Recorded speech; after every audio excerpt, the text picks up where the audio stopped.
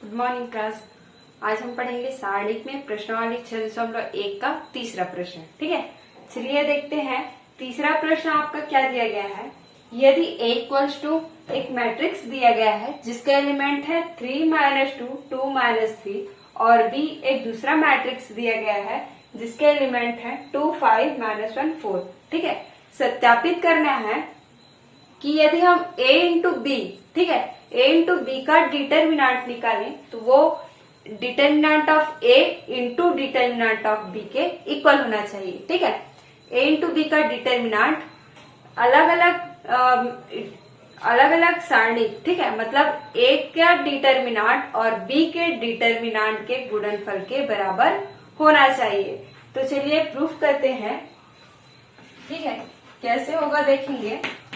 सबसे पहले तो हमारे पास A दिया गया है और B दिया गया है। ठीक है, तो हम क्या करेंगे, सबसे पहले लेफ्ट साइड को लेके चलेंगे। ठीक है, A इंटू बी निकालते हैं। ठीक है, यहाँ पे लिख लेंगे, दिया है A इक्वल्स टू मैट्रिक्स दिया है 3-2, 2-3 और B इक्वल्स टू 2, 5, -1, 4 हो गया। अब हमें चाहिए लेफ्ट साइड को देखेंगे, determinant of A into B का। तो हम सबसे पहले A इंटू बी निकाल लेंगे। तो A इंटू बी, ठीक है, यहाँ पे लिख लेंगे लेफ्ट हैंड साइड से A इंटू बी निकालेंगे तो आपका क्या आ जाएगा देखेंगे, 3-2, 2-3 और यहाँ पे B की वैल्यू रख देंगे, क्या आ जाएगा 2, 5, -1, 4। ठीक है, अब हमने पढ़ लिया है पहले कि दो मैट्रिक्स का मल्टीप्लाई कैसे किया जाता है।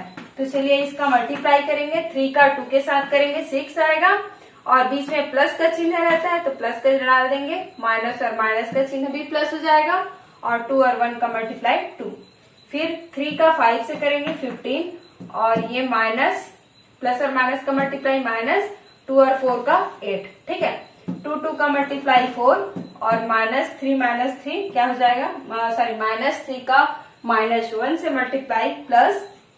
ठीक है, इसी तरीके से 2 का 5 से मल्टीप्लाई 10 और -3 का 4 से मल्टीप्लाई आपका क्या हो जाएगा, -12। समझ में आ गया बात। अब इसको सॉल्व करेंगे आगे तो क्या आ जाएगा देखेंगे, 6 और 2 8, ठीक है, और 15 में 8 घटेगा तो 7 बचेगा, 4 और 3 7 और यहाँ पे देखेंगे आपका 10 -12 है और +10 है तो ये आ जाएगा आपका -2। ठीक है, तो इस तरीके से ये तो रहा आपका A इंटू बी की वैल्यू। अब हमें चाहिए था क्या, लेफ्ट साइड में determinant of A into B. तो ये जो A B की वैल्यू हमारे पास है, यदि हम इसका डिटर्मिनेंट निकाल दें तब अब डिटर्मिनेंट ऑफ ए बी क्या आ जाएगा देखेंगे, 8, 7, 7, -2। ठीक है, डिटर्मिनेंट हल करते हैं तो क्या आएगा देखेंगे, 8 दूनी 16। ठीक है, तो ये हो गया आपका -16, बीच में माइनस किया जाता है तो माइनस कर लेंगे और ये हो जाएगा 7 7 49।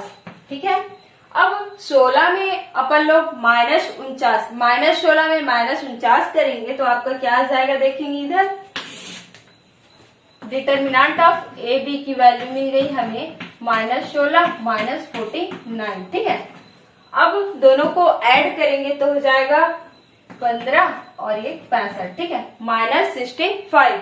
तो इस तरीके से हमारे पास determinant of A into B हमें मिल गया -65। ठीक है, अब चलेंगे लेफ्ट से। ये तो रहा आपके पास राइट साइड की वैल्यू। अब देखते हैं लेफ्ट साइड की वैल्यू इतना आता है कि नहीं, है ना, इतना हमें लाना है, प्रूफ करने बोला है, सत्यापित करने बोला है। अब चलेंगे राइट हैंड साइड पे। ठीक है, अब दिया है कि determinant A into determinant of B निकालना है। तो हमारे पास जो A और B की वैल्यू दी गई है इसका हम डिटर्मिनेंट निकाल देंगे। ठीक है, तो determinant of A equal to क्या आ जाएगा देखेंगे, ये जो मैट्रिक्स का फॉर्म है इसको हम डिटर्मिनेंट में कन्वर्ट कर लेंगे। ठीक है, तो ये तो एलिमेंट तो सेम रहेगा, है कि नहीं, 3 -2, 2 -3। इसी तरीके से आपका B का डिटर्मिनेंट हो जाएगा देखेंगे क्या, 2, 5, -1 और 4। अब हमें चाहिए दोनों डिटर्मिनेंट को इनटू करना है। यहाँ आगे और सॉल्व कर लेते हैं। यहीं पे इसको डिटर्मिनेंट ए को सॉल्व करेंगे तो 3 का मल्टीप्लाई क्या आ जाएगा 9, ठीक है, और माइनस है तो माइनस, और यहाँ पे आपका प्लस हो जाएगा, माइनस माइनस का मल्टीप्लाई, और 2 का मल्टीप्लाई क्या आ जाएगा 4। तो इस तरीके से हमें डिटर्मिनेंट ऑफ ए की वैल्यू मिल गई -5, और डिटर्मिनेंट ऑफ बी की वैल्यू निकालेंगे तो क्या आ जाएगा 4 दूनी 8, और माइनस प्लस 5 और 1 का गुणा 5, ठीक है। तो ये डिटर्मिनेंट ऑफ बी हमें मिल गया 13, और डिटर्मिनेंट ऑफ ए की वैल्यू मिल गई -5, ठीक है। इस तरीके से अब हम निकाल लेंगे क्या, determinant of A into determinant of B. तो ये हो जाएगा 13 इंटू -5 इंटू 13, ठीक है, मल्टीप्लाई करेंगे -65। तो इस तरीके से determinant of A into determinant of B की वैल्यू भी -65 मिला। तो हम लिख सकते हैं कि left hand side equals to right hand side, ठीक है। -65 दोनों के लिए मिला है। तो यहाँ पे आपका क्या करना था, आपको शो करना था, यही प्रूफ करना था। समझ में आ गया कैसे किया हमने, पता चल गया। तो इस तरीके से इस क्वेश्चन को सॉल्व करना है। अब चलते हैं नेक्स्ट क्वेश्चन पे, ठीक है। चलिए देखेंगे। हाँ, इसमें आपका चौथा प्रश्न और दिया गया है, तो चौथा आप लोग बना के बताएंगे, ठीक है। एक बार बना के देखेंगे, नहीं बनेगा तो फिर बताएंगे, ठीक है। यहाँ पे आपका 5वां प्रश्न देखेंगे। x का मान याद कीजिए, ठीक है। 2 आपका सारणिक दिया हुआ है, 2 डिटर्मिनेंट्स दिया हुआ है, ठीक है, और आपको इसमें x की वैल्यू फाइंड करनी है। तो चलिए देखते हैं। 5वां का तीसरा नंबर का प्रश्न दिया गया है। डिटर्मिनेंट ऑफ 2x 5 8 और x है एलिमेंट, और सेकंड डिटर्मिनेंट का एलिमेंट है 6 -2 7 और 3। चलिए देखेंगे, इसमें x की वैल्यू फाइंड करेंगे, ठीक है। तो इसमें करना क्या है, आपको जो डिटर्मिनेंट दिया गया है उसको पहले क्या कर लेना है, सॉल्व कर लेना है। तो चलिए करेंगे, क्या आ जाएगा, इसको सॉल्व करेंगे तो 2x का स्क्वायर -8 पंचे 40 इक्वल टू, इसको सॉल्व कर लेंगे 6 3 18, और ये हो जाएगा माइनस माइनस प्लस 7 दूने 14, ठीक है। इसको आगे सॉल्व करेंगे तो क्या आ जाएगा आपके पास 2x का स्क्वायर -40, ठीक है, और इसको जोड़ लेंगे, क्या आ जाएगा 18 और 14 32, ठीक है। इसको हम ट्रांसफर कर लेंगे तो ये हो जाएगा 2x स्क्वायर इक्वल टू 32, 40 इधर आएगा प्लस में हो जाएगा, नेगेटिव है इधर आके पॉजिटिव, ठीक है। तो 2x का स्क्वायर इक्वल टू 40 में 32 जोड़ेंगे, कितना आ जाएगा 72, ठीक है। अब यहाँ से हमें x की वैल्यू फाइंड करनी है। तो x की वैल्यू निकालने के लिए हम क्या करेंगे, x को रखेंगे, बाकी 2 को इधर ट्रांसफर कर देंगे। तो यहाँ पे इंटू में है, इधर आके डिवाइड हो जाएगा, तो ये हो गया 72/2। इसको करेंगे तो क्या आ जाएगा 2 1 है 2 3 है, और ये हो जाएगा 36, ठीक है। तो इस तरीके से x स्क्वायर की वैल्यू हमें मिल गई 36। अब यहाँ से आप सॉल्व करेंगे, x स्क्वायर इक्वल्स टू 36, तो x की वैल्यू फाइंड करेंगे तो आपका क्या आ जाएगा √36, ठीक है। √36 अर्थात 36 किसका स्क्वायर है, तो 6 स्क्वायर का 6 का स्क्वायर रूट है, ठीक है। यहाँ से इसको सॉल्व करेंगे तो ये आ जाएगा आपका,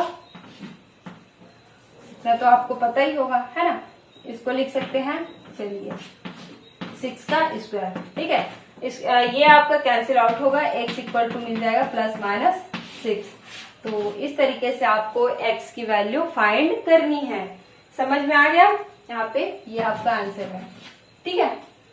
तो इसमें 5वें प्रश्न में और आपका दिया गया है पॉइंट, ठीक है, उसको आप सॉल्व करेंगे और आप नोटेशन बनाते जाएंगे, ठीक है। चलिए देखेंगे अब नेक्स्ट क्वेश्चन। चलिए अब देखेंगे अगला पॉइंट है उपसारणिक और सहखंड, ठीक है। सारणिक के अवयव, उपसारणिक और सहखंड किसको बोलेंगे, देखेंगे।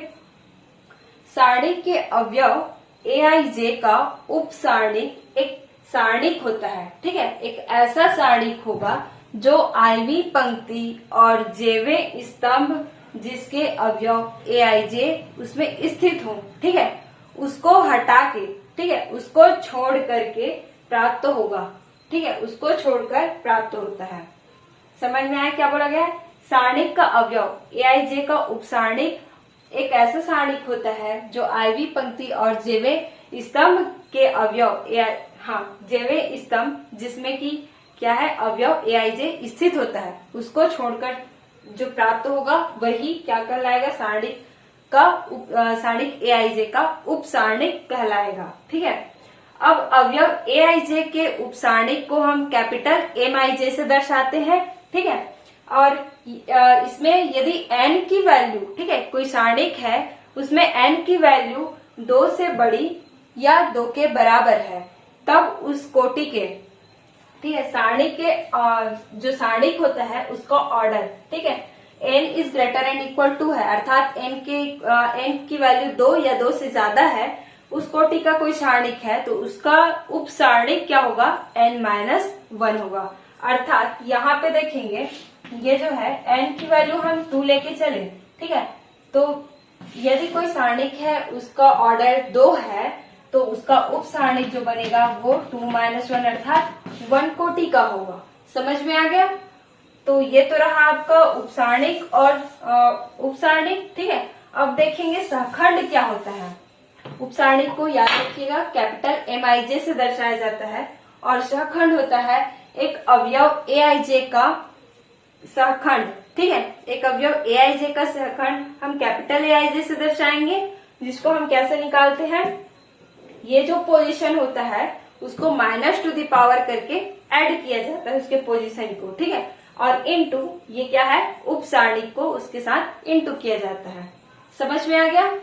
तो इसमें क्या एक क्वेश्चन लेके चलेंगे, ठीक है, उसके जरिए हम अच्छे से समझेंगे, ठीक है। चलिए देखेंगे उपसारणिक और उपसारणिक और सहखंड के रूप में सारणिक का प्रसार, ठीक है। उपसारणिक और सहखंड के रूप में हम कोई सारणिक दिया गया है उसका प्रसार कैसे करेंगे उसको देखेंगे, ठीक है। तो चलिए मान के चलते हैं एक 2 कोटि का क्या लेंगे? एक सारणिक लेंगे, ठीक है। तो माना कि डेल आपका सारणिक को बताता है, डिटरमिनेंट को बताता है, ठीक है। डेल इक्वल्स टू 2 कोटि का लेंगे तो A11, A12, A22 A21, A22, ठीक है। एक 2 ऑर्डर का कोई क्या है? डिटरमिनेंट है, सारणिक है, ठीक है।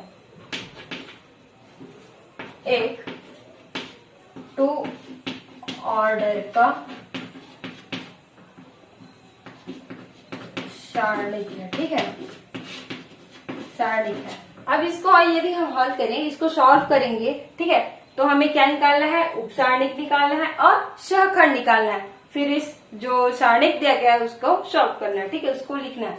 तो चलिए देखेंगे, हम उपसारणिक पहले निकाल लेते हैं, ठीक है।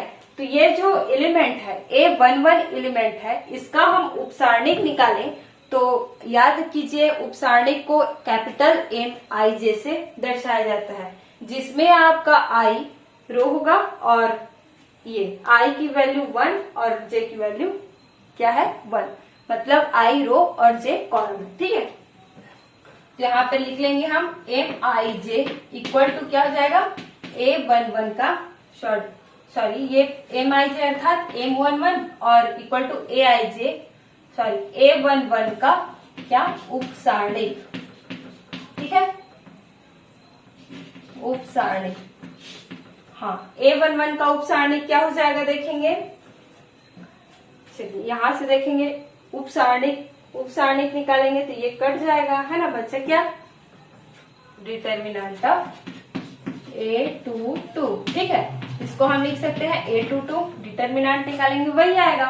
इसी तरीके से हम M12 का सारणिक निकालेंगे, A12 का सारणिक निकालेंगे तो उसको हम M12 से दर्शाएंगे, ये हो जाएगा A12 का सारणिक, उपसारणिक, है ना। उपसारणिक क्या से आएगा देखेंगे, किसका? सेकंड पोजीशन का, तो ये कैंसिल होगा, क्या बचेगा आपका? सारणिक ऑफ A21 इक्वल टू क्या आ जाएगा? A21, ठीक है। इसी तरीके से हम निकालेंगे एम किसका 2-1 का सारणिक A21 का सारणिक निकालेंगे, उसको M21 से दर्शाएंगे। ठीक है, उप सारणिक निकाल रहे हैं ना, सारणिक बोल डालूंगी, सारणिक क्या जाएगा आपको देखेंगे 2-1 के लिए निकालेंगे तो A12 बचेगा, है ना, और इसका A12। इसी तरीके से हम निकालेंगे A22 का उप सारणिक, क्या जाएगा देखेंगे M22 लिख लेंगे और ये हो जाएगा आपका A11। ठीक है, इसको लिख सकते हैं A11। अब ये तो रहा आपका, क्या मिल गया आपको उप सारणिक मिल गया। उप सारणिक मिलने के बाद हमें क्या चाहिए, उप सारणिक तो हो गया, अब सहखंड निकालना है। ठीक है, और सहखंड को कैपिटल AIJ से दर्शाया जाता है। ठीक है, तो चलिए सहखंड निकालते हैं। अब निकाल लेंगे AIJ का सहखंड। ठीक है, तो AIJ का सहखंड मतलब यहाँ पे हम जो डिटर्मिनेंट हमारे पास दी गई है उसका हम सहखंड निकालेंगे। तो सहखंड हम पहले पोजीशन के लिए निकालेंगे A11 के लिए, और सहखंड को कैपिटल A से दर्शाया जाता है। ठीक है, A11 अर्थात किसका सहखंड है, स्मॉल A11 का सहखंड। ठीक है, तो इसको कैसे निकाला जाता है, -1 टू द पावर, ये जो पोजीशन होता है उसको प्लस करना रहता है, -1 टू द पावर 1 + 1 इंटू क्या करना रहता है, सारणिक का मल्टीप्लाई। ठीक है, तो M11 आ गया समझ में। और इसी तरीके से हम ये तो हो गया आपका, और इसको सॉल्व करेंगे तो -1 टू द पावर 1 + 1 अर्थात क्या जाएगा, -1 का पावर 2 अर्थात 1। ठीक है, और ये M11 की वैल्यू क्या है, यहां से पुट करेंगे A22। ठीक है, इसी तरीके से हम A12 निकालेंगे अर्थात A12 का सहखंड -1 टू द पावर क्या हो जाएगा 1 + 2 और M12, तो ये हो जाएगा आपका -1 का पावर 3 अर्थात -1 और माइनस डाल देंगे M12 की वैल्यू क्या मिला है A21। ठीक है, इसी तरीके से हम निकालेंगे A21 का सहखंड अर्थात कैपिटल A21, कैपिटल A रहेगा तो वो सहखंड को बताएगा, ध्यान देंगे। तो A21 का सहखंड क्या आएगा देखेंगे, -1 to the power 2 + 1 into M21। ठीक है, तो ये हो जाएगा माइनस का पावर 3 करेंगे तो माइनस ही आएगा, और M21 की वैल्यू क्या है A12 हो गया। और इसी तरीके से A22 का हम सहखंड निकालेंगे तो वो हो जाएगा आपका -1 टू द पावर 2 + 2 M22, तो ये हो जाएगा -1 का 4 पावर अर्थात प्लस, और M22 की वैल्यू है आपके पास A11 यहाँ से। तो इस तरीके से हमें उप सारणिक जो सारणिक दिया गया है उसका उप सारणिक भी मिल गया और सहखंड भी मिल गया। अब इसको हम क्या लिख सकते हैं उसको देखेंगे। ठीक है, अब देख लेते हैं, हमारे पास डेल दिया गया है A11 A12 A21 और A22। ठीक है, इसको हल करेंगे तो ये हो जाएगा A11 A22 -A21 A12। ठीक है, अब यहाँ से A22 की वैल्यू क्या है निकाले हैं उसको देख लेंगे। तो A22 की वैल्यू है आपके पास M22। ठीक है,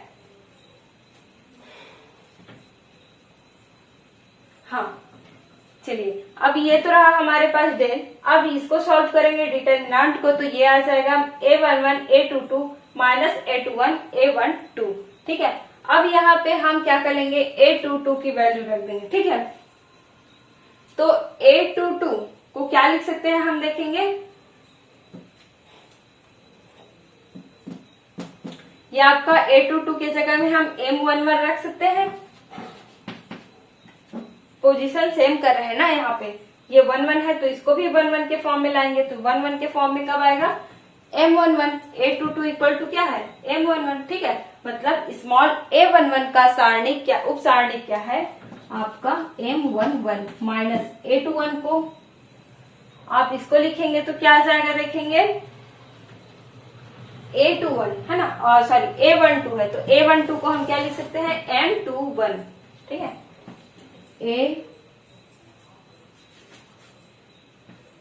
M21 और A1 सॉरी ये हो जाएगा आपका A12, एक मिनट, हाँ ये A21 की जगह में सॉरी A12 की जगह में M21, ठीक है। अब ये तो हो गया एक आपका A के फॉर्म में और जो आपका एलिमेंट दिया था उसके रूप में और उसका उप सारणिक के रूप में। अब इसी को हम उसके सहखंड के रूप में लिख लें तो सहखंड के रूप में आपका क्या आ जाएगा देखेंगे, ये डेल की वैल्यू है ना, डिटर्मिनेंट है, तो इसी तरीके से इसको लिखेंगे A11। अब इसको जो निकाले हैं अपन लोग M11, ठीक है, A11 M11, तो यहां से हम देखेंगे ये जो आपका दिया गया है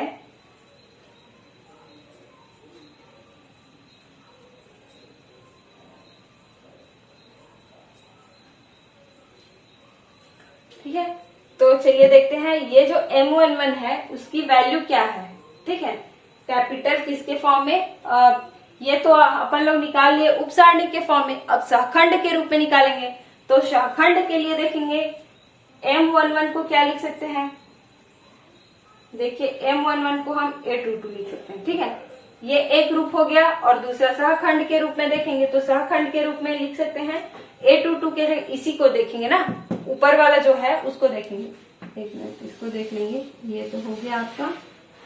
अब यहाँ पे लिख लेंगे सहखंड के रूप में डेल इक्वल टू क्या मिल गया A11 और A22 और सॉरी कैपिटल A11 माइनस क्या हो जाएगा देखेंगे A21 की जगह सॉरी किसके जगह में रखेंगे A12 की जगह में रखेंगे, तो A12 की वैल्यू क्या मिली है यहाँ पे देखेंगे A12 माइनस में है क्या है कैपिटल A21, तो हमारे पास यहाँ माइनस में दिया गया है तो ये हो जाएगा आपका प्लस A21 और कैपिटल A21। तो ये आपका मैट्रिक्स उप सारणिक के फॉर्म में है और ये सहखंड के फॉर्म में ये जो सारणिक दिया गया है उसका सॉल्यूशन है। समझ में आ गया, तो कैसे किए हैं आप लोग और एक बार देख लेंगे, उप सारणिक कैसे निकाले हैं और सहखंड कैसे निकाले हैं। अब चलते हैं प्रश्नावली के क्वेश्चन की ओर।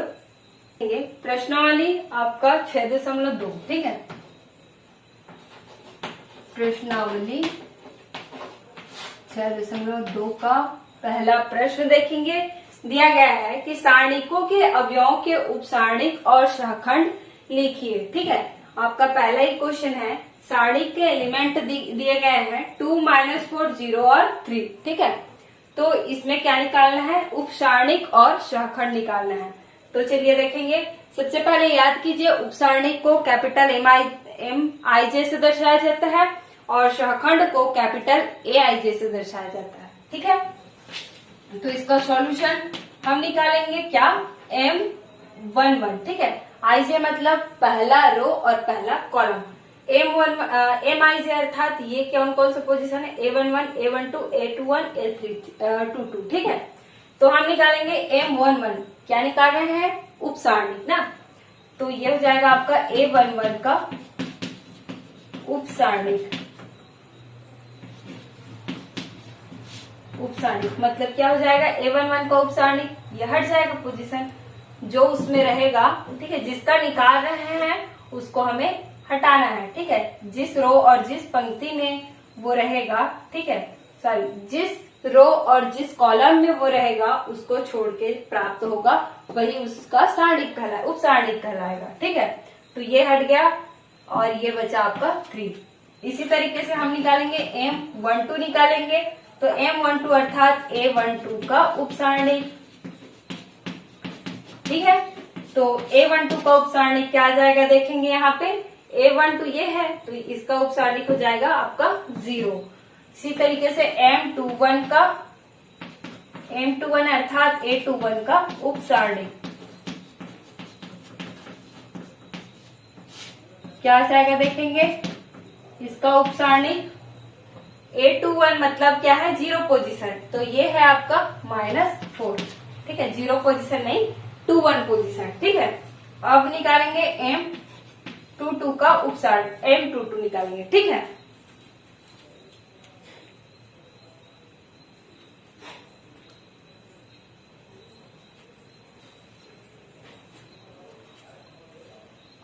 तो अब निकालेंगे M22 अर्थात A22 का उपसारणिक। ठीक है, तो इसका उपसारणिक क्या आ जाएगा, इस पोजीशन को छोड़ देना है, बाकी जो बचा उसको लिखेंगे 2। ठीक है, इस पोजीशन में जो कॉमन रहेगा, ठीक है, मतलब ये पोजीशन कॉमन रहना चाहिए उस रो और उस कॉलम में। ठीक है, तो उसको छोड़ के जो बचेगा उसी को लिखना रहता है। ठीक है, तो ये हो गया आपका उपसारणिक निकाल लिए। अब देखेंगे सहखंड। ठीक है, तो इसका सहखंड निकालेंगे अर्थात सहखंड मतलब A11 मतलब AIJ से दर्शाया जाता है। ठीक है, तो A11 अर्थात किसका सहखंड हुआ, A11 का सहखंड, स्मॉल A11 का। ठीक है, A11 का सहखंड, तो ये क्या होता है, -1 का -1 टू दी पावर पोजीशन का प्लस करना रहता है, जो पोजीशन पे रहता है, अर्थात 1 1 है तो 1 + 1। ठीक है, इनटू उपसारणिक का मल्टीप्लाई। ठीक है, तो M11 की वैल्यू क्या है यहाँ पे देखेंगे, ये तो -1 टू दी पावर 2 अर्थात +1 हो गया, और M11 की वैल्यू 3। और इसी तरीके से हम A12 निकालेंगे, तो ये हो जाएगा -1 टू दी पावर आपका 1 + 2 इंटू M12। ठीक है, इसको सॉल्व करेंगे, ये माइनस आ जाएगा, और 1 2 का क्या निकाले हैं, 0, तो ये हो गया आपका 0 अर्थात 0। इसी तरीके से A21 निकालेंगे अपन लोग, तो A21 अर्थात -1 टू दी पावर 2 + 1 और इनटू में M21, इसको रखेंगे तो ये -1 टू दी पावर करेंगे 3, तो माइनस, और A21 का पोजीशन ये क्या मिला है, उपसारणिक -4। तो इस तरीके से इसकी वैल्यू मिल गई 4, और A22 निकालेंगे तो ये हो जाएगा -1 to the power 2 + 2 into M22। ठीक है, वैल्यू पुट करेंगे तो ये क्या हो जाएगा, प्लस हो जाएगा, और ये इसका M22 की वैल्यू 2। तो इस तरीके से आपके पास मिल गया उपसारणिक, क्या मिला ये, और सहखंड भी मिल गया 3042। समझ में आ गया। तो ऐसे आपको उपसारणिक और सहखंड निकालना है। अब चलते हैं अगले प्रश्न पे। अब देखेंगे व्युत्क्रमणीय और अव्युत्क्रमणीय अवयव किसे कहेंगे। ठीक है, तो व्युत्क्रमणीय अवयव को नॉन सिंगुलर और अव्युत्क्रमणीय अवयव को सिंगुलर मैट्रिक्स बोला जाता है। ठीक है, तो कोई वर्ग अवयव, ठीक है, स्क्वायर मैट्रिक्स नॉन सिंगुलर कहलाएगा यदि A is called non singular, ठीक है, मैट्रिक्स ए कहलाएगा नॉन सिंगुलर मैट्रिक्स इफ यदि डिटर्मिनेंट ऑफ ए क्या आना चाहिए, नॉट इक्वल 0 होना चाहिए। ठीक है, कोई स्क्वायर मैट्रिक्स ए कहलाता है नॉन सिंगुलर अर्थात व्युत्क्रमणीय अवयव यदि उसका डिटर्मिनेंट निकालें तो वो 0 के बराबर नहीं हो। ठीक है, और इसी तरीके से ए इज कॉल्ड सिंगुलर मैट्रिक्स। ठीक है, सिंगुलर मैट्रिक्स इफ यदि उसका डिटर्मिनेंट निकाले उस मैट्रिक्स का तो क्या आना चाहिए, 0। ठीक है, समझ में आ गया। ए व्युत्क्रमणीय अवयव कहलाएगा यदि उसका डिटर्मिनेंट 0 के बराबर ना हो। ठीक है, अर्थात कोई संख्या मिले, और ए कहलाएगा अव्युत्क्रमणीय अवयव अर्थात सिंगुलर मैट्रिक्स यदि उसका डिटर्मिनेंट 0 मिले। आ गई बात समझ में। अब इसमें एक क्वेश्चन दिया गया है, उसको बना लेंगे, फिर बाकी इस प्रश्नावली में एक्सरसाइज में जितने भी क्वेश्चन दिए गए हैं आप बना के देखेंगे, इजी है। ठीक है, और एग्जाम्पल का भी क्वेश्चन आप सॉल्व कीजिएगा। ठीक है,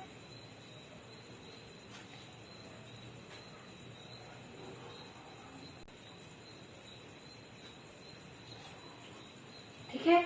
अब देखेंगे इसमें 7वां प्रश्न इसी का दिया गया है, इस 6.2 में ही। यदि आव्यूह a इक्वल्स टू आपका दिया गया है, आव्यूह का एलिमेंट है 2x+4 और 4x+5 और 3, ठीक है। ये जो आव्यूह है, जो मैट्रिक्स है, वो क्या हो, अव्युत्क्रमणीय हो, अर्थात सिंगुलर मैट्रिक्स हो, तो आपको x की वैल्यू फाइंड करनी है। तो चलिए देखते हैं। याद कीजिएगा, सिंगुलर मैट्रिक्स के लिए क्या होता है, सिंगुलर मैट्रिक्स कहलाएगा A यदि उसका डिटरमिनेंट क्या मिले, 0 मिले। समझ में आ गया। तो चलिए इसका सबसे पहले हम क्या निकाल लेंगे, डिटरमिनेंट निकाल लेंगे, ठीक है। इसका हम पहले डिटरमिनेंट निकाल लेंगे। ए जो मैट्रिक्स दिया गया है, क्या क्या है, 2x+4, 4x+5 और 3। तो इसका डिटरमिनेंट निकालेंगे, क्या आएगा देखेंगे, 3 का 2x+4 के साथ मल्टीप्लाई, ठीक है। और पहले इसका डिटरमिनेंट फॉर्म लिख लेते हैं, ठीक है। 2x+4, 4 और हो गया आपका x+5 और 3। आ गया समझ में। तो इसका हम डिटरमिनेंट निकालेंगे, तो ये आ जाएगा आपका ये, और 4 × x+5। इसको आगे सॉल्व करेंगे तो 3 × 2x, अर्थात इसके आगे अगला स्टेप क्या आ जाएगा देखेंगे अपने पास, डिटरमिनेंट ऑफ a की वैल्यू। इसको सॉल्व करेंगे, 3 का 2x से गुणा 6x प्लस 3 का 4 से गुणा 12 माइनस 4 का 1 से 4x माइनस और प्लस का माइनस और 4 का 5 से तो 20, ठीक है। अब इसके आगे क्या कर सकते हैं, 6x में 4x घटेगा तो आपके पास आ जाएगा 2x, और 20 में आपका 12 घटेगा तो ये आ जाएगा 8 और माइनस आ जाएगा, ठीक है। तो ये तो आपके पास हो गया डिटरमिनेंट ऑफ a की वैल्यू। अब बोला गया है क्वेश्चन में आपका, यदि जो मैट्रिक्स है वो क्या है आपका अव्युत्क्रमणीय अर्थात सिंगुलर है, तो डिटरमिनेंट a क्या होगा, उसका 0 के इक्वल होगा। अब प्रश्नानुसार लिख लेंगे, प्रश्नानुसार डिटरमिनेंट a की वैल्यू 0, अर्थात 2x - 8 = 0। यहाँ पे लिखेंगे डिटरमिनेंट a 0, अर्थात 2x - 8 = 0। तो इसमें हमें x की वैल्यू फाइंड करनी है, 8 को इधर ट्रांसफर कर देंगे तो प्लस हो जाएगा, x की वैल्यू 8/2, अर्थात क्या आ गया, x = 4। तो इस तरीके से हमें x की वैल्यू निकालनी है। आ गया बात समझ में, ये आपका आंसर। अब व्युत्क्रमणीय बोला है, यहीं पे यदि व्युत्क्रमणीय बोल देता तो व्युत्क्रमणीय अर्थात ये जो है determinant of a not equal होता 0 के, ठीक है। तो आज के लिए बस इतना ही। इसमें जो और क्वेश्चन दिए गए हैं, इस प्रश्नावली में बहुत सारा क्वेश्चन है, ठीक है, जिसको मैंने नहीं बताया है। तो आई होप आप सब बना ही सकते हैं, ठीक है। एक बार बना के देखेंगे। तो आज के लिए बस इतना ही, धन्यवाद।